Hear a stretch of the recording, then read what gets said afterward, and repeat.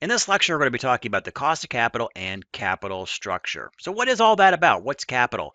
Remember, capital is really how you're getting money to buy stuff for your organization, your hospital system, your healthcare entity, your business, whatever. And having the right mix is what we call capital structure. Is there an optimal capital structure? Well, maybe. There's a little bit of can be a little bit of subjectiveness to it as far as what management thinks is the optimal structure. It can also take into effect what they think financing rates might be in the future for, let's say, bonds. But when you look at capital structure, what it's essentially composed of is your debt and your equity. And then management may make some decisions about what they think that debt and equity is going to be priced at and what is the best structure for the company. It could also take into effect your tax status as well, whether you're a tax exempt entity, such as the one I work for, Mercy Health, or you're a taxable, maybe healthcare entity. All of that's going to come into play. But what we're going to learn here today is how to calculate that cost of capital, because you can come up with an ultimate number that your capital activities are costing the organization X amount. And we're going to learn how to do that. You're also going to be able then to compare maybe different scenarios for that cost of capital. Now, is there, again, a right answer for capital structure? Well, there is in general a mathematical lowest number for capital structure, but then again, that doesn't include any forecasting of what upper management may think. So again, there's a little bit of subjective and objective kind of play in deciding what a capital structure is. But the big companies really do look at this. You may wonder, why don't they just issue all bonds or why don't they issue just all stocks? Well, again, it's because of this capital structure that they have. And then companies will often actively change their capital structure. They may do equity buybacks, as we've talked about in past lectures, to kind of change that overall capital structure for whatever reasons they think it's optimal for them. But I think the best way to look at that, to look at this capital structure, is to go to our magic blackboard over here, and we're going to work through some problems that you might see, and I think that will help you conceptualize what we're talking about here today. Let's start off by looking at the formula. Now, this is a pretty easy formula. As I've mentioned in previous lectures, what I like to do is to put this in English. And then once you get familiar with the English, if you want to use abbreviations when you write out your corporate cost of capital or any formula, that's totally up to you. But in order to get familiar with the formula, I always, again, like to have this in sort of real-world terms. So what we're looking at here is referred to as the corporate cost of capital. You might hear in the business world, you might often hear too, weighted average cost of capital, WACC, or you might hear the lovely term WACC. What is the WACC on that particular organization? So you can again impress your friends or neighbors with a cool term about WACC. But it's the same, they are the same formulas, maybe written in a little bit different layout, but they ultimately produce the same answer, which is a cost of capital. And the weighted average portion, you'll see here in just a moment, that we're bringing back that weighted average concept, which we've already worked with before in some other calculations earlier in the course. So this kind of is some new territory, but also some very familiar principles as well. Okay, so let's walk through this formula and talk about each one of these and then go into some examples.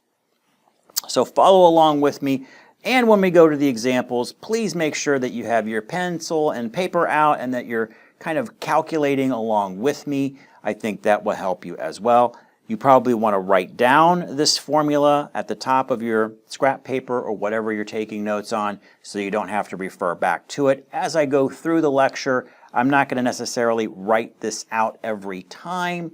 I'm going to assume that you've got it written down in front of you in some fashion. Or you could open the book and look at it in the book. It is in there as well. All right, so let's walk through these items here. Corporate cost of capital is what we're going to end up with. So our objective is that. We're going to have the weighted debt. Now what this is really fancy word for what is the percentage of debt in the organization. Okay, so remember that a percentage, the total percentage of both the debt and the equity within an organization is going to be 100%. Okay, so you've got a complete whole pie. What percentage of that capital pie, that capital structure pie, is going to be in the form of debt? And usually when we talk about the structure of capital, we're talking about long-term debt. Now, just as for some companies, it may be mid-term or shorter-term type debt because they may not issue bonds, they may not be big enough to do that. So that can kind of fluctuate. But what I guess for illustration purposes and for this course, we're generally assuming pretty big companies, pretty big organizations that have the capacity to float long-term debt. Float or move out or issue long-term debt. All right, so the weighted average or the weighted debt is really what percentage of the company's structure is that long-term or that debt. So that's going to be a percentage of some sort. Our next item is the cost of the debt. I think you know what that is. That's pretty easy. What is it costing me? Do I have to pay the bondholders 10%, 20%, whatever? Again, based on the expected rate of return that for a similar type of investment, individuals are willing to pay. But you're going to know your cost of your debt. Also, your credit rating is going to impact that too. That's all familiar territory to you. But that's going to be another percentage. Then, if you notice that these are multiplied times each other, okay, so at the end we'll have some sort of product. But we got one more component, and this one right here is usually the one that kind of confuses students a little bit. 1 minus the tax rate. Whatever the current tax rate is for the company, the accountants within the company are going to know the general tax rate that the company is taxed at, and that's going to be plugged in here. So that's going to be another percentage, so it's going to be 1 minus whatever that tax rate is. Okay? Now I want you to think about, right now we have just focused on this side of the equation. Okay? This is the debt side of the equation. Why do we have the 1 minus the tax rate? I want you to think about that. And at the end of today's lecture, I'm going to revisit that. Now let's take a look at the equity side of the equation, which is going to be right here. It's the little one. Not too bad. Doesn't even have the tax rate in there. Huh. Why doesn't it have the tax rate? Again, I'll get back to that at the end of the lecture. Because everything else looks pretty similar. We've still got the weighted, that's the weighted portion of equity. Again, that's going to be a percentage. How much of the company capital structure is tied up in equity. And then we're going to have the cost of that equity. What is that, normally costing, as far as dividend payments, etc. Again, another percentage that'll be in here, and those will be multiplied times each other. So you can see here that we've got two components to this side of the formula. Not too difficult. We're going to plug in information that we are given that would be pretty much readily available internally within the company to then determine your overall capital structure.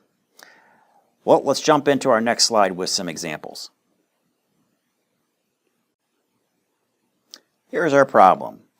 We have a healthcare company, let's just call it Faith Hospital System, and Faith Hospital System is a for profit, so they have a tax rate, and our tax rate has been given at 20%, overall corporate tax rate. For faith, very unusual here, but they have no debt. Wow, okay, good for you, no debt. All right. Not always necessarily a good thing, though. So you always hear about debt is bad, debt is evil. Debt is a tool, and I'll get on my soapbox here. Debt is a tool for a corporation, an entity that is part of a regular course of business and can be used perfectly fine. Even Apple, who has tons of surplus cash in their corporate structure, may have some debt mixed in there from time to time, even though they could obviously pay for it just with the extra cash that they have in the banks over in Ireland. So that's another discussion. But in this particular case, they have zero debt for our Faith Hospital system. So the cost of that debt is not really particularly important. Let's stick with our green here. Is not particularly important.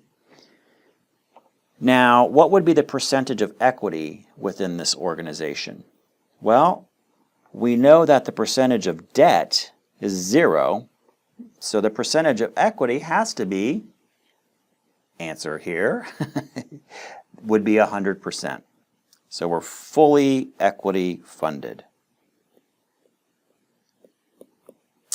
All right. And then the cost of that equity been given to you by the accountants or whatever, and that has been issued as decided upon as 15%.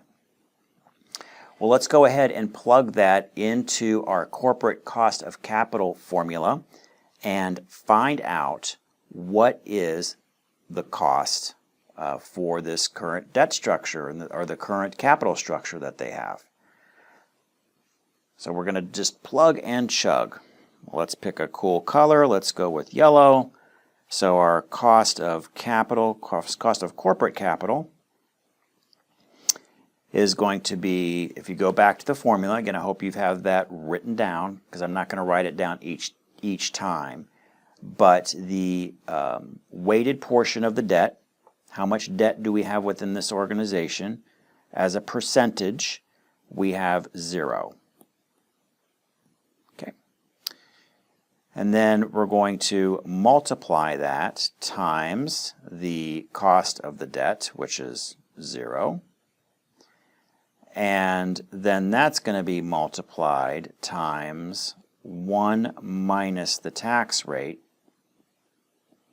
okay, which we know in this case to be 20%. I'm going to write that as 0.20, okay? And that concludes our debt side of the cost of capital right there. Plus, now we got the equity side. It's a weighted average. Remember I talked about the weighted average cost of capital, WACC, to impress your friends and neighbors in the finance community. It's being a weighted average, we got to have the other weight in here, which we know for the equity, the weight is 100. Do you remember how we write that as a decimal? That's right. You write it as 1 when you're looking at 100 as far as a percentage goes. And then that's going to be times the cost of the equity. In this case, we know what that is. Been given to us. That's 15%. Remember how to write that? There you go. Times 0.15. Put a little bracket around there. And there is our equity portion in our weighted average. Again, this is a fancy weighted average. That's all this is. Well, I'm sure you've caught on to the zeros that are in the debt side. The 0 times 0 times 0 is always going to be 0, no matter what's here in this portion. I could calculate this, which would end up being 1 minus the 0.20 is going to equal 0.8. No reason to do that, though, because I know once it hits that 0 and I multiply it times that, I'm going to get a big, fat 0. which again makes sense because we have zero debt on this side, right? We know that we could have saved ourselves some trouble by just skipping that part of the equation, but I want to kind of walk through it. If you always walk through each individual step, that's okay. If you get good enough to do shortcuts, then go for it. But right now, sometimes the shortcuts can catch you up, so let's not do any shortcuts right now. So the 0 plus, then we're just going to bring our 1.00 times 0.15. We're going to simplify this a little bit. 0 plus 1 times 1.5, excuse me, is 0.15. I think I may have misspoke. It's not 1.5. It's 0.15. So we got that. Just follow. Make sure you're looking at my writing in addition to listening to me. And I think you can get the answer right there. You see it. The 0 means nothing.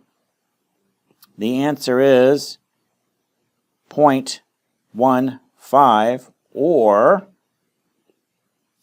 15%.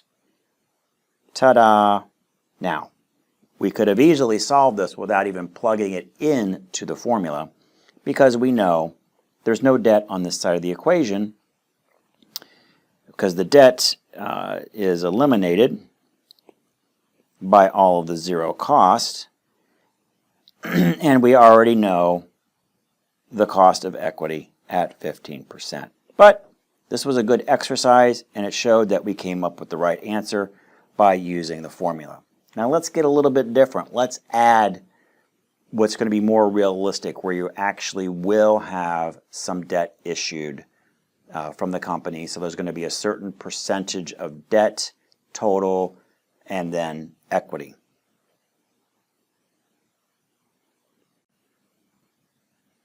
All right, well, let's take a look at this formula, or this scenario, a little bit more real world here. We have a tax rate of 20% for Faith Hospital. They have a 15% debt in there. We've got the cost of that debt. Again, that's been figured for us at 10%. So to float that debt and to maintain that debt is 10%.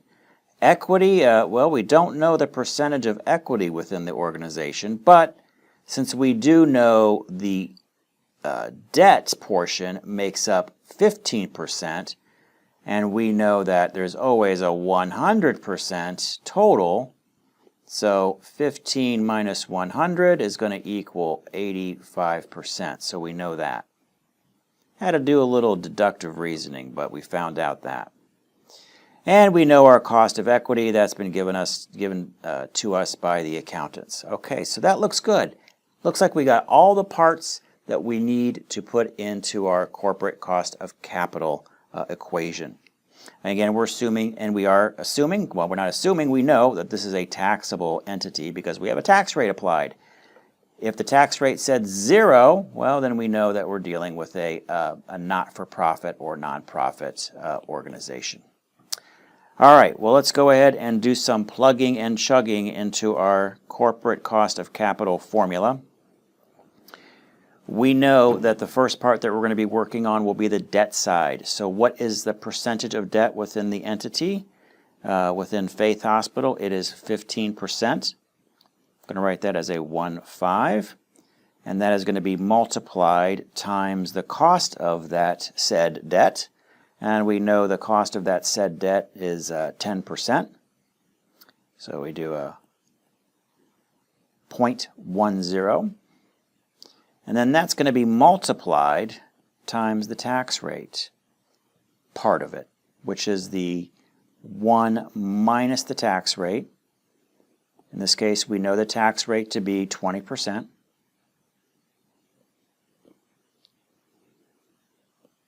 And there we go. All right, so we are done with the debt side. Let's work on the equity side, which I like to call the easy side of this whole thing. Let's do the easy side. So we need to know the percentage of equity. Again, this is a weighted average, and that is 0.85.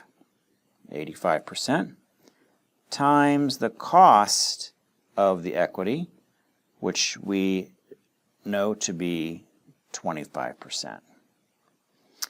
Now we just need to do some multiplication and some solving here.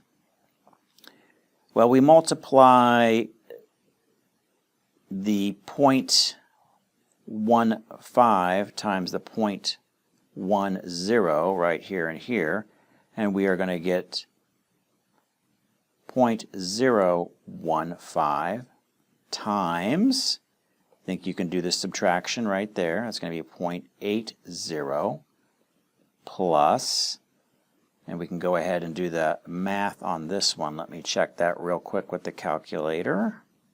Okay, good. That looks like that's going to be a 0.213, little rounding there.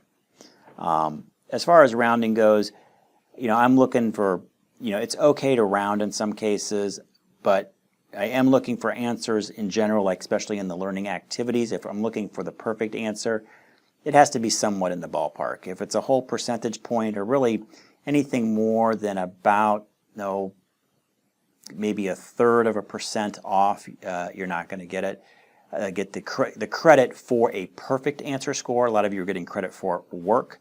And I always check it with the arachnoid calculator that a lot of us are using, and making sure it's not rounding kind of weirdly, so you could get the pretty much the answer I'm looking for. There's a little bit on rounding, so it's okay to round a little bit, but don't get too uber aggressive with your rounding.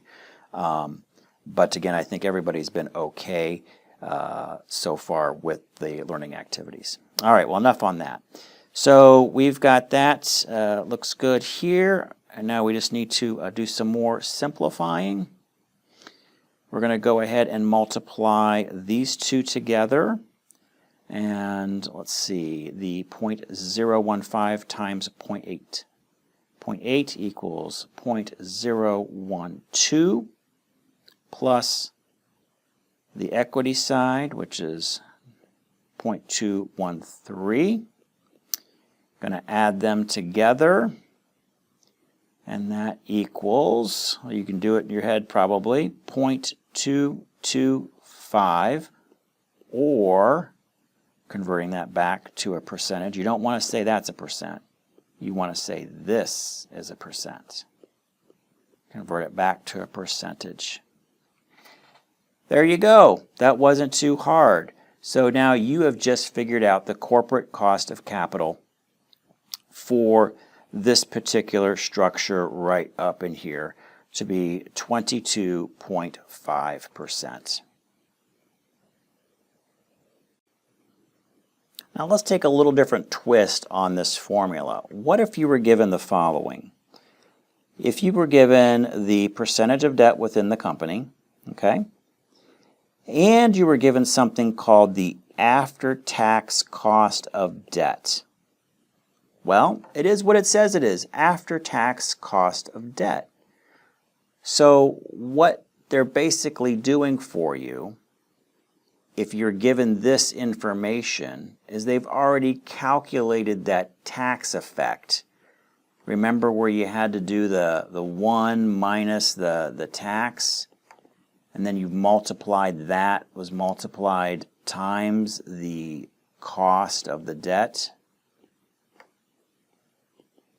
They basically have taken care of this for you. Let's say the accountants have already calculated the after-tax cost of debt. They basically have done this. They've done this part of the formula for you, and they've given you that. There's actually a formula for this. It's in the after-tax cost of debt, after-tax AT equals the, again, essentially the cost of debt here.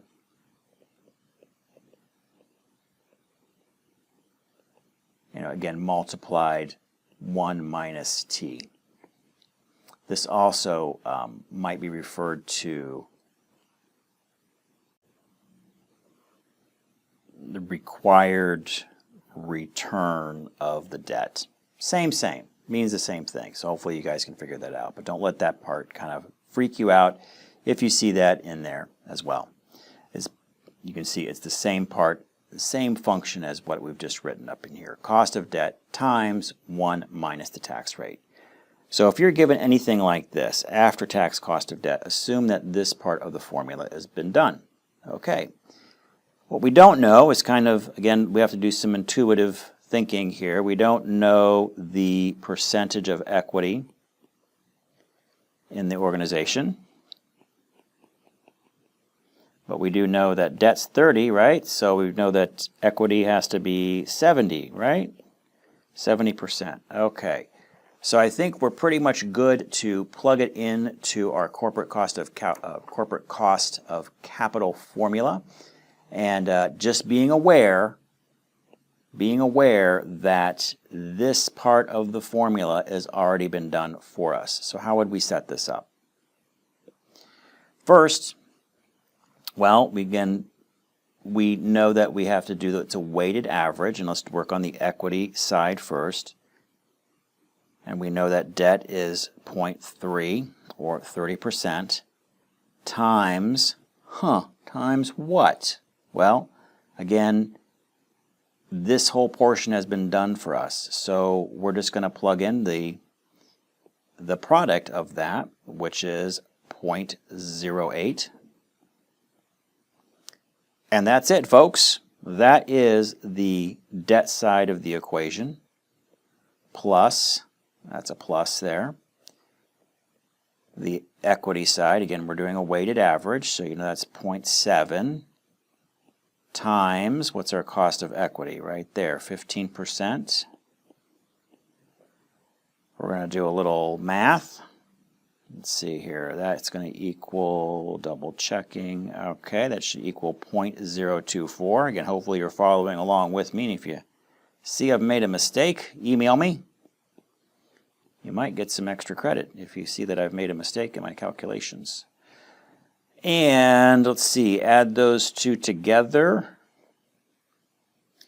and we get 0.129 or 12.9%. There you go. All right, so just remember, when you see something like this, you know what to do now, right?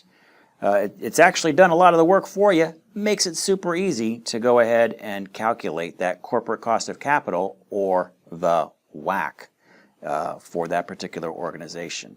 All right, so we've worked through 3 different examples for you to be able to calculate that corporate cost of capital. Hopefully you feel pretty comfortable with each one of those types of scenarios. Should you be presented any kind of problems in this area, you're able to calculate that. But more importantly, here's the most important thing. You'll forget how to do this. Guaranteed. In a couple of semesters, you will probably forget. You might remember it's a weighted average, but you won't remember all of the nuances. But that's okay. But what I want you to remember is that when you see the term WACC used, or the corporate cost of capital, you now know what that is. That's kind of the components of the company that are used to basically finance the structure of that company. It's going to be debt, it's going to be equity, and you know it's got to be a certain percentage of each. You also know that each doesn't cost the same, obviously. Hopefully that would be intuitive. Usually debt's cheaper than equity. There's reasons why debt is cheaper, because people buying debt generally have more guarantees than individuals buying equity, where you get 0 guarantees on what you have as an owner of a company, as an equity purchaser. So when you think about it from the company either issuing, they're issuing the debt or the equity to individuals or other corporations who are buying it. Obviously, remember, risk and return. If I'm requiring more risk, I want more return. Thus, the equity is usually the more expensive route to go in issuing. So, there is that. But let's go back to what I alluded to at the very beginning. And when I talked about it, go back to that formula for that corporate cost of capital, the old CCC that's actually 3C's, hard to believe it. Corporate cost of capital or weighted average cost of capital. And I mentioned the tax in there. And I'd come back to it. So we're coming back to this. And this is another one of those thought experiments I want you to mull over. And it will be worth 5 points extra credit. And this will be one of our almost last opportunities for extra credit within the course. And this one's a relatively easy one as far as not being worth the normal 10 points. But why is that factor? Why is this factor right up here? Why do we have this? Okay? Why do we have that in there? And what does it do when you have this tax rate in here? What does it do